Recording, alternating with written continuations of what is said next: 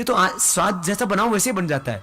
मैंने देखा पूरी दुनिया में, भारत और आस पड़ोस के एक दो देश को छोड़ दिए, पाकिस्तान अफगानिस्तान जो हमारे ही थे, इस भारतीय महाद्वीप को छोड़ करके दुनिया में कई लोग मिर्च ज्यादा नहीं खाते, लेकिन हम लाल मिर्च भी खाते हैं, हरी मिर्च भी दबा के खाते। ज्यादा हरी मिर्च भी ठीक नहीं होती है, और लाल मिर्च तो खानी ही नहीं चाहिए। लाल मिर्च का और फिर अचार खाते हैं, आम का अचार खाते हैं, ये सब बेकार होते हैं। कुछ चीजों को बिल्कुल नहीं खाना चाहिए, उनसे बचो।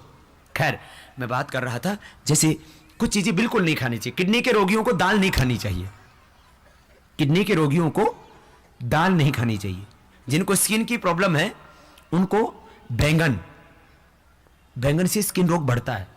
बैंगन, सूरण, जिमीकंद होता है ना, वो अरबी, ये एकदम स्किन डिजीज को इंक्रीज करते हैं।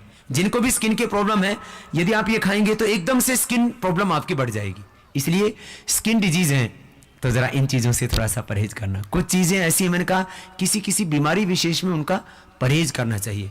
और प्रेग्नेंट लेडीज को तो बैंगन नहीं खाने चाहिए, क्योंकि प्रेग्नेंट लेडीज यदि बैंगन खाएंगी ना तो बच्चे फिर बैंगन जैसे पैदा होंगे,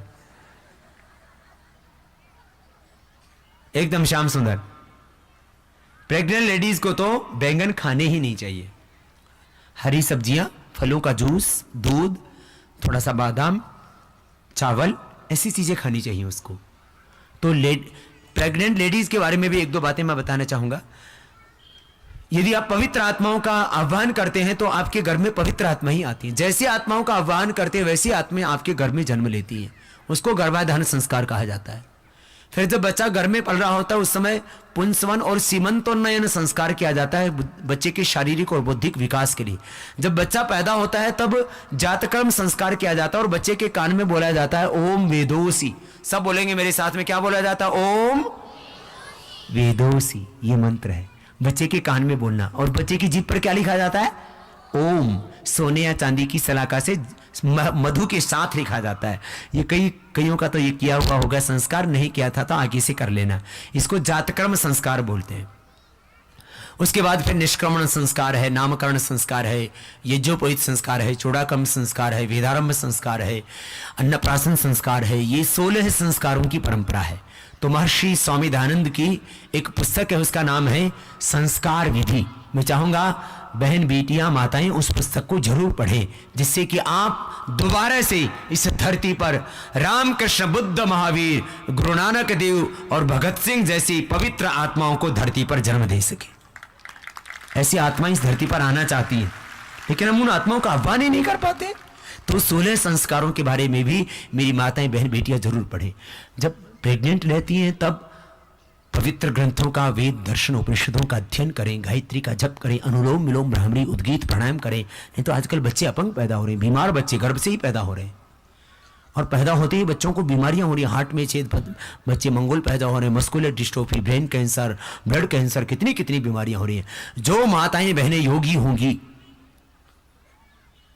योगी मां को रोगी बच्चा पैदा नहीं हो सकता। खैर, ये माताओं के संदर्भ में 16 संस्कारों की बात थी। वापस मैं अपनी बीमारियों पर आता हूं। मैंने कहा कुछ बीमारियों में कुछ चीजें नहीं खानी चाहिए। जैसे जोड़ों में दर्द है तो दही, छाछ, नींबू, अचार, टमाटर नहीं खाना चाहिए। जोड़ों में दर्द है तो लौकी का जूस भी नहीं पीना चाहिए, अस्थमा है तो ठंडा होता है। और कड़वी लौकी का जूस कभी नहीं पीना चाहिए। जरा ध्यान दें, कड़वी लौकी विष तुल्य होती है। मीठी लौकी जो सामान्य लौकी होती है ये अमृत तुल्य होती है। लौकी और के फायदे सुन लो। लौकी में आंवले का रस और मिला लो तो बहुत गुणकारी हो जाती है। उसके फायदे सुनो। लौकी का जूस और आंवले का रस मैं कहता हूं खाली पेट पियो। तो अभी थोड़ी महंगी है लौकी, थोड़ी दिनों के बाद सस्ती हो जाएगी, बरसात थोड़ी सी आएगी 1-2 महीने के बाद। अभी गर्मी के सीजन में थोड़ी महंगी मिलती है क्योंकि पैदावार थोड़ी कम हो जाती है। तो लौकी का जूस और आंवले का रस पीने से बालों की ग्रोथ अच्छी होती है, बाल झड़ने बंद हो जाते हैं। 1 सप्ताह में ही लौकी का जूस, आंवले का रस मिला के पियो। 1-2 महीने के अंदर ही लौकी का जूस, आंवले का रस पीना, अनुलोम विलोम करना, आंखों का चश्मा उतर जाएगा। यदि पिंपल्स हैं तो 8-10 दिन के अंदर ही पिंपल्स खत्म हो जाएंगे, क्योंकि पेट की, शरीर की खून की गर्मी ही चेहरे पर फुंसियां लाती है, जिनको पिंपल्स कहते हैं, मुहासे कहते हैं, कील कहते हैं। ये खत्म हो जाएंगे 1 सप्ताह में, 10 दिन में ही लौकी का जूस, आंवले का रस पीने से। ऐसे पानी तो ज्यादा पीना ही चाहिए, उसके बारे में अभी थोड़ी बात बताएंगे आपको।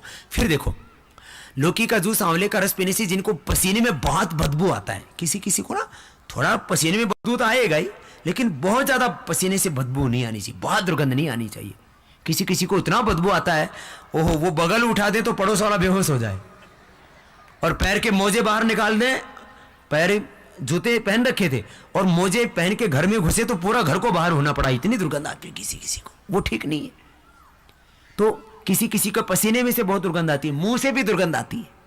मुंह की दुर्गंध का 3 कारण होता है, एक तो फेफड़े में टीबी, दूसरा पेट में खराबी और तीसरा पायरिया। तो प्राणायाम करेंगे तो फेफड़े की खराबी भी दूर हो जाएगी, लौकी का जूस पिएंगे तो पेट की खराबी और पायरिया भी दूर हो जाएगा, दोनों चीजें। तो मुंह से दुर्गंध भी नहीं आएगा, पसीने से दुर्गंध भी नहीं आएगा, ज्यादा पसीना भी नहीं आएगा। और सुन लो, लौकी का जूस, आंवला का रस पीने से स्किन के ऊपर ग्लो भी आएगा, पिंपल्स तो ठीक होगा ही, स्किन पर ग्लो भी आता है। और इससे एक बात और है, हीमोग्लोबिन बढ़ जाता है लौकी का जूस, आंवले का रस पीने से। और जो मोटे हैं वो पतले हो जाते हैं। और गैस, कब्ज, एसिडिटी का परमानेंट समाधान है। एसिडिटी हो तो आंवला कम कर देना, फिर एलोवेरा लेना है, बस इतना अंतर कर लेना। एसिडिटी हो तो एसिडिटी परमानेंट क्योर हो जाती है, कब्ज भी परमानेंट क्योर हो जाते हैं, नहीं तो आप जिंदगी भर दवाएं खाते रहते हैं, ठीक नहीं हो पाते हैं। खैर, अब मैं आगे बताना चाहूंगा, लौकी का जूस, आंवले का रस पीने से बीपी क्योर हो जाता है।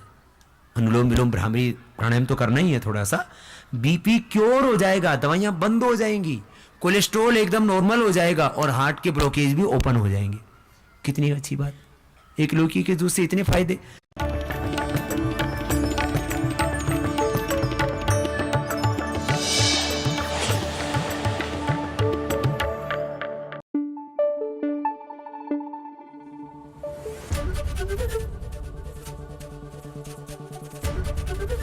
एबीपी न्यूज आपको रखे आगे।